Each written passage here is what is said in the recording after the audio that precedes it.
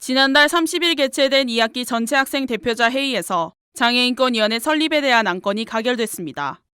장애인권위원회는 전문성과 체계를 갖춘 총학생회 산하의 특별자치기구로 독립성을 인정받게 되며 장애아구들이 학교 본부와의 의사결정 과정에서 적극적으로 참여할 수 있게 됩니다. 또한 공식적인 기구로 인정받아 예산이 편성되기 때문에 장애인권 신장을 위한 캠페인, 교내 배리어 프리 환경 조성과 같이 체계적이고 개별적인 사업 진행이 가능하게 됩니다. 본교에는 장애아구들의 학습권 보장을 위해 장애학생 지원센터가 존재하지만 운영 목적 특성상 실생활과 관련된 장애아구들의 요구사항을 학교 측에 전달하는 데에는 한계가 존재했습니다.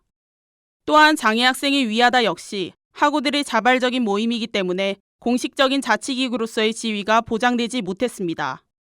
작년 9월, 장애학생회는 2018학년도 2학기 전체 학생 대표자 회의에서 장애인권위원회 설립에 대한 안건을 상정하기 위해 서명운동을 진행했습니다. 이에 약 450명의 학우들의 동의를 얻어 전학대의 안건 상정 요건을 충족했으나 의결 종족수 미달로 인해 회의가 중단됐습니다. 이후 확대 운영위원회가 개최되었고 참석자 75명 중 찬성 70명, 반대 0명으로 장애인권위원회 신설 준비를 위한 협의체 마련이라는 안건이 가결되었습니다.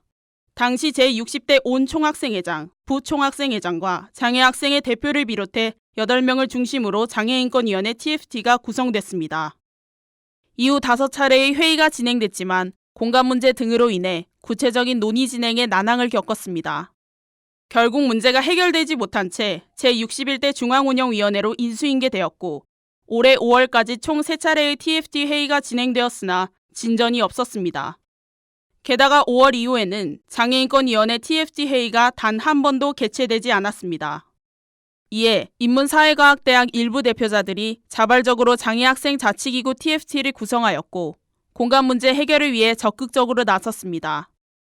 장애아구들의 동의를 얻어 장애학생 휴게실을 임시공간으로 활용하는 대안까지 제시했으나 휴게실 존재 목적에 부합하지 않는다는 이유로 기각됐습니다.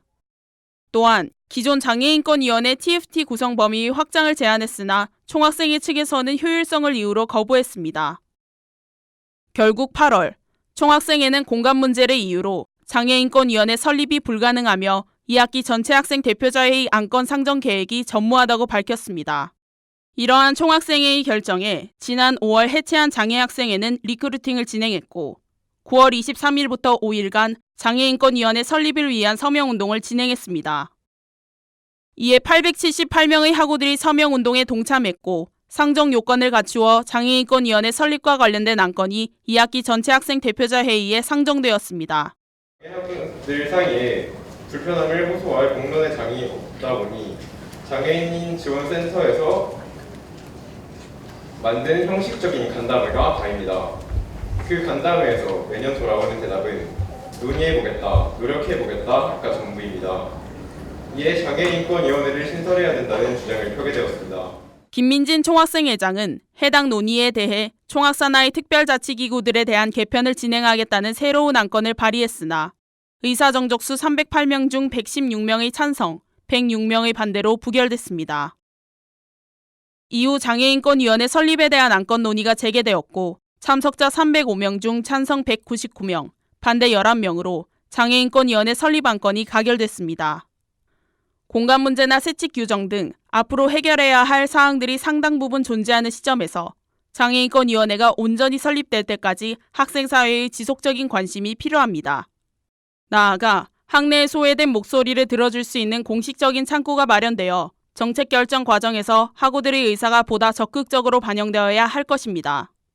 UBS 김정민입니다.